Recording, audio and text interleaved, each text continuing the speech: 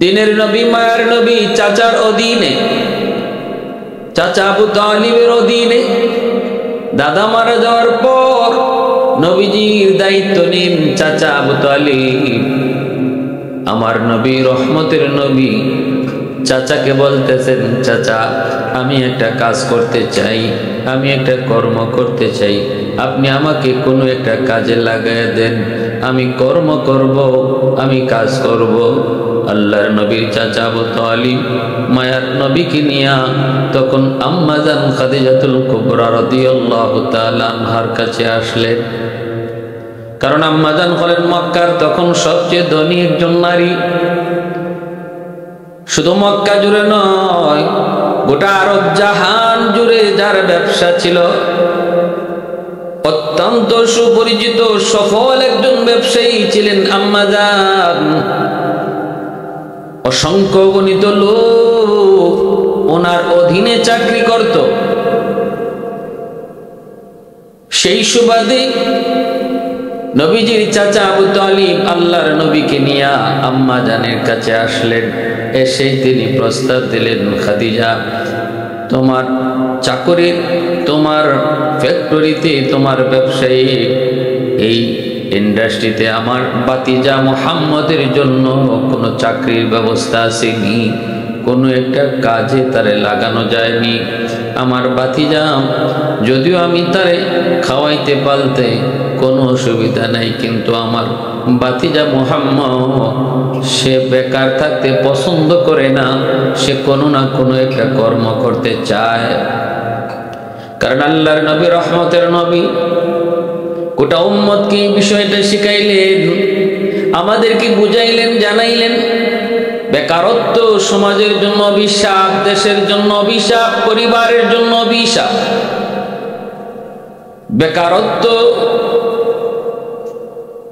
শয়তানের পুঁজি হয়, একজন বেকার মানুষের মস্তিষ্ক শয়তানের বাসা হয়।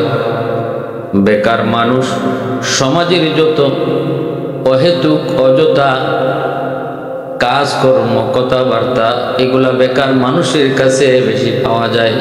এরাই এগুলা নিয়ে বেশি আলোচনা করে, বেশি আলোচনা করে। চায়ের দোকানে বসলে দেখবেন বেকার মানুষগুলির যেন সংসদ বসে যায়।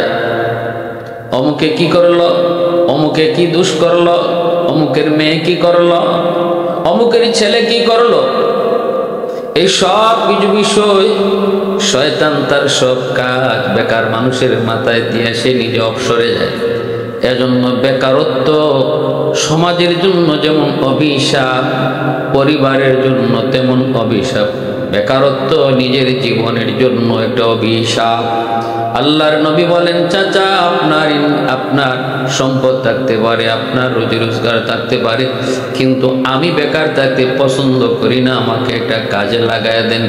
অতএব নবী বুঝাইলেন, এই যুবক, তোমার বাবার যদি কোটি কোটি টাকার বাবা মালিক হয়, বাবার যদি 10টা 12টা শিল্প কারখানাও থাকে, তবুও তুমি নিজে বাবার উপরে নির্ভর করে বেকার থাকবা না। কারণ বেকারত্ব মানুষকে অন্যায়ের দিকে, বেকারত্ব মানুষকে খারাপের দিকে অতি দ্রুত ডাইভার্ট করে নেয়। এজন্য বাবার উপর নির্ভরশীল হইয়া, বাবার সম্পদের উপর নির্ভরশীল হইয়া বেকার ছেলে, সেও তার নিজের জন্য অভিশাপ, সমাজের জন্য অভিশাপ, পরিবারের জন্য অভিশাপ। আল্লাহ নবীর চাচা আবু তালিব ইনি কিন্তু বলছেন, বাবা তোমার কাজ করতে হবে কেন, আমার সম্পত্তি কে দেখবে, কে খাইবে, বাবা তোমার কেন কাজ করতে হবে, তোমার কাজের প্রয়োজন নাই। কিন্তু আল্লাহ রসুল তা মানলেন না। রসুল বলেন, না চাচা, আমি একটা কর্ম করব, আমাকে যে কোনো একটা কাজের আপনি সন্ধান দেন, একটা কাজে লাগিয়ে দেন, কাজ করব। রসুল সাল্লাল্লাহু আলাইহি ওয়াসাল্লামের আবদারে রসুলের চাচা আবু তালিব তিনি আল্লাহ নবীকে নিয়ে আম্মা জান খাদিজাতুল কুবরার কাছে আসলেন।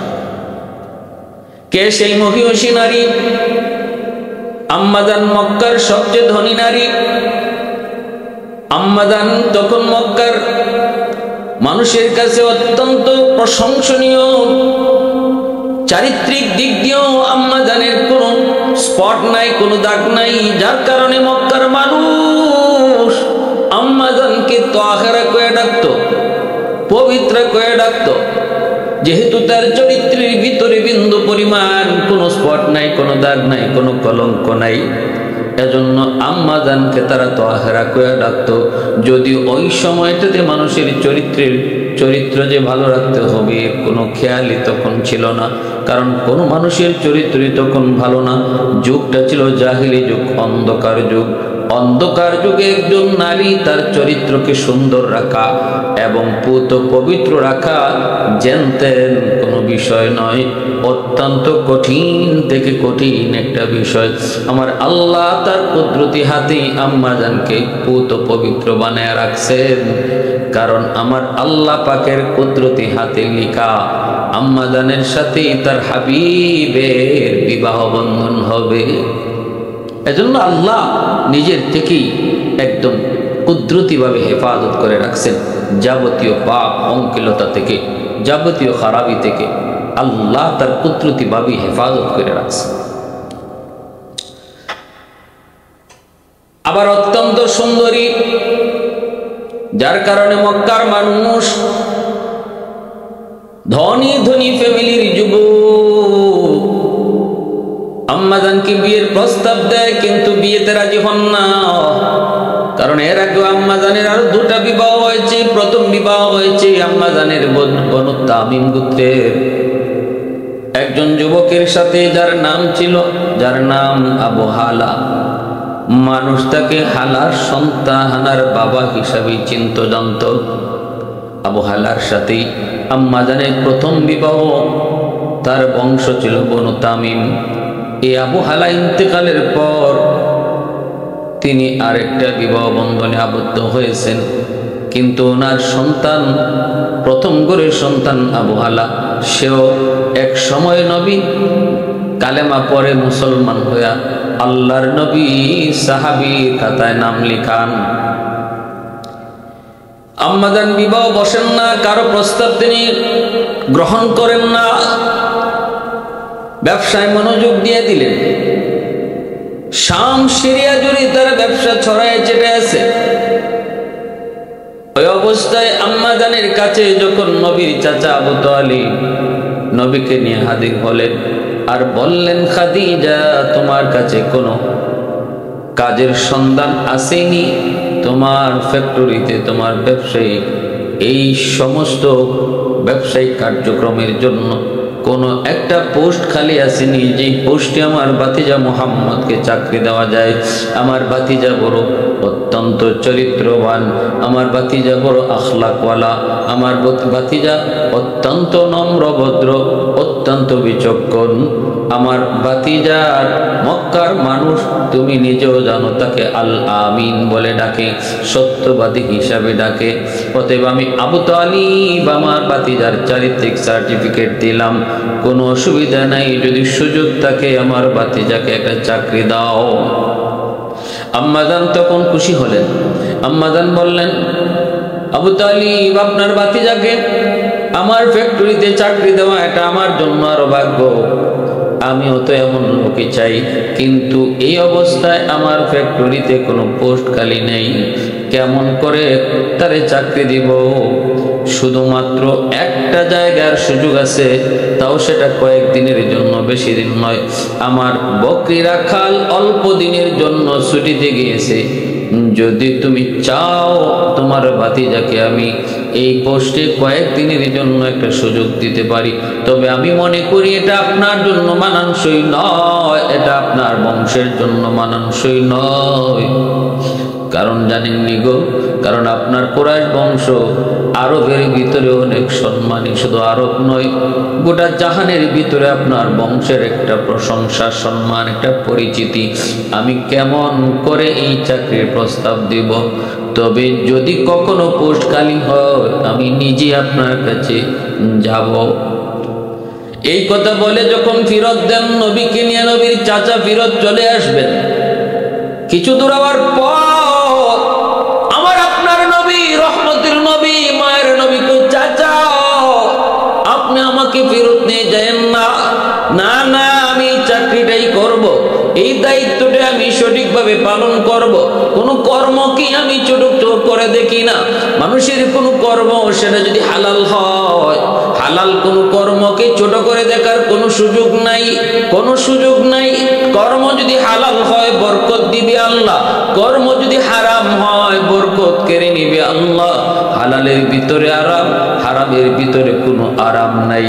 একজন বুট বিক্রেতা, বাদাম বিক্রেতা, সে যদি এই বাদাম বিক্রিটাও সে মনোযোগ দিয়ে করে, অত্যন্ত মায়া করে, তার প্রতিও যদি শ্রদ্ধাশীল হইয়া নিজের কর্মটাকেই সে মায়া কইরা শ্রদ্ধাশীল হইয়া কর্মতে নিযুক্ত থাকে, আল্লাহ পাক ওই ছোট্ট এই কর্মর উসিলায় আল্লাহ তার রিজিকের ব্যবস্থা করবে। রাসূল বুঝাইলেন, চাচা না না না গো চাচা, কোনো কর্মকে খারাপ চোখে দেখবেন না। আমি নিজেও দেখি না, কারণ রিজিক দেওয়ার মালিক হলেন আল্লাহ। আল্লাহ ধনীকে যেমন রিজিক দেয়, গরিবকে আল্লাহ রিজিক দেয়। রিজিক বন্টনকারী আল্লাহ, রিজিকটাকে আসমানে বন্টন করে মালিক। ধনীকেও আল্লাহ দেয়, গরিবকেও আল্লাহ খাওয়ায়, সবাইকে আল্লাহ খাওয়ায়। উসিলা মাত্র ছোট ব্যবসা, উসিলা হলো আমার দোকান, উসিলা হলো আমার চাকুরি, উসিলা হলো আমার চেয়ার, উসিলা হলো আমার রিক্সা, উসিলা হলো আমার ভ্যান, উসিলা হলো আমার নৌকা। এই ছোট্ট থেকে ছোট্ট উসিলা ধরে আল্লাহ পাক রিজিকের ব্যবস্থা করে। আল্লাহ পাক রব্বুল আলামিন যেহেতু রিজিক বন্টনকারী, অতএব কোনো কর্মকে কখনো কেউ ছোট চোখে দেখবো না। নিজেও কর্ম করার সময় মন ছোট রাখবো না। অন্য কেউ বড় লোক ও ছোট লোকের কোনো ব্যবসাকে খারাপ চোখে দেখবো না। আল্লাহ নারাজ হবে, আল্লাহ নারাজ হবে। হালাল ব্যবসা যদি হয় এটাকে মহব্বত করো, শ্রদ্ধা করো, সম্মান করো। হারাম যদি কোটি কোটি টাকার ব্যবসা হয়, এর মধ্যে কোনো ইজ্জত নাই, সম্মান নাই, বরকত নাই। যদি হালাল ব্যবসা কম হয়, বরকত বাড়ায় দেন আল্লাহ। গরিব গরিব হতে পারে, কিন্তু সে যদি তার অল্প রুজির মধ্যে আল্লাহর উপর খুশি থাকে, তাহলে হাদিস শরীফে রাসূল বলেন, আল্লাহ বলেন, আমিও আমার বান্দার কম আমল পাইয়া তার উপর খুশি। যে আমার দেওয়া কম রিজিক পাই আমার উপর খুশি, আমি আল্লাহ তার থেকে কম আমল পাইয়া তার উপর খুশি। সুবহানাল্লাহি ওয়া বিহামদি, সুবহানাল্লাহিল আযীম। এজন্য আল্লাহ রাসূল বলেন, একজন গরিব আর একজন ধনী দুজন যদি মসজিদে নামাজ আদায় করলো, হাত উঠাইলো আল্লাহর দরবারে, এবার রাসূল বলেন, কার মুনাজাত আগে কবুল হবে জানোনি? নবীজি বলেন, শুনো, ধনী যদি তার হাতের সাথে 10টা দিরহাম নয়, 10,000 দিরহামও যদি আল্লাহর রাস্তায় দান করে, তবু গরিবের খালি হাতের দোয়া আল্লাহর দরবারে আগে কবুল হয়ে যায়। এতটা সম্মান, এতটা ইজ্জত যদি একজন গরিব মানুষ, তার রুজি কম, তার রোজগার কম, এরপরও আল্লাহর উপর খুশি থাকে, এরপরও সে আল্লাহর বিধিবিধান মাইনা চলে, গরিবে হালতেও যদি মসজিদে যায়, গরিবে হালতেও যদি বিবি বাচ্চারে পর্দায় রাখে, গরিবে হালতেও যদি আল্লাহরে ডরায়, আল্লাহ পাক রব্বুল আলামিন তার মর্যাদা দুনিয়াতে কত বাড়ায়, দুনিয়াতে বাড়ায়। তার হাত আর ধনীর হাত, দুই হাতের মধ্যে গরিবের হাতটা আল্লাহর কাছে আগে কবুল হয়। শুধু তাই নয়, আল্লাহর রাসূল কয়, ধনী যদি 10,000 দিরহাম আল্লাহর রাস্তায় দান করে, তবুও তার আগে গরিবের খালি হাত আল্লাহর কাছে কবুল হয়ে যায়। কিয়ামতের ময়দানে রাসূল কয়, আমি যখন জান্নাতে আগে ঢুকবো, আমার সাথে গরিবরাই সবার আগে জান্নাতে ঢুকবে। আদখুলুল জান্নাতা ওয়া মাই ফুকারাউল মুসলিমিন। সুবহানাল্লাহ। والليل به زلف محمد كترنم، والليل به زلف محمد كترنم، والشمس برخسار أحمد كترنم، والفجر به صبح رسالتك بشارت، والعصر में दौर नबूवत की बशारत, हर फूल में है रूय मदीना का तबस्सुम, हर फूल में है रूय मदीना का तबस्सुम, शाखों की लचक में बेकदा का तकल्लुम, यासीन से मौला ने कभी उनको पुकारा, हामीम कभी और कभी तासीन इशारा। ये रमज़ है कुछ आशिक़ माशूक़ माबैन, समझाए जिन्हें खल्क़ों में एक सरवर कौनैन, समझाए जिन्हें खल्क़ों में एक सरवर कौनैन। এজন্যই রাসূল বলেছেন, চাচা আপনি ওই ছাগল রাখালিটাকে ছোট মনে করেন না, চাচা গো ছাগল রাখালিটাকে ছোট মনে করেন না, যদিও কাজটা ছোট কিন্তু 100% হালাল। আমি কাজের প্রতি সম্মান দেখাই, চাচা আমার আপনি এই কাজটাই দেয়া দেন। রিজিক তো দিবেন আল্লাহ, রিজিক তো মালিকের হাতে, রিজিক তো মানুষের হাতে না, কর্মের উপরে রিজিক আসে না, রিজিক বন্টন করেন আল্লাহ। চাচা রসুলকে নিয়ে আবার আম্মাজানের কাছে আসলেন। এর দ্বারা মেসেজ গোটা মুসলিম উম্মার জন্য, যুবকরা শোনো, বেকারত্ব সমাজের জন্য অভিশাপ, দেশের জন্য অভিশাপ, পরিবারের জন্য অভিশাপ, ব্যক্তির জন্য, তোমার নিজের জন্য অভিশাপ। অতএব বেকার থাকার চেয়ে কর্ম ছোট হোক, এই ছোট কাজের মধ্যেও লেগে থাকা, এটা আমার নবীর আদর্শ, এটা আমার নবীর শিক্ষা, আমার নবীর আদর্শ। আর যারা আমরা খুব কোটি কোটি টাকার ব্যবসা করি, আর যারা খুব ছোট্টখাটো একটা দোকান নিয়ে বসছে, তারও হে চোখে দেখবেন না, ছোট চোখে দেখবেন না, সাবধান, কারণ আল্লাহ নারাজ হবে। রিজিক তুমি কোটিপতির হাতেও না, আর বুট বিক্রি করা বাদাম বিক্রেতার হাতেও রিজিক না, রিজিক তো মালিকের হাতে।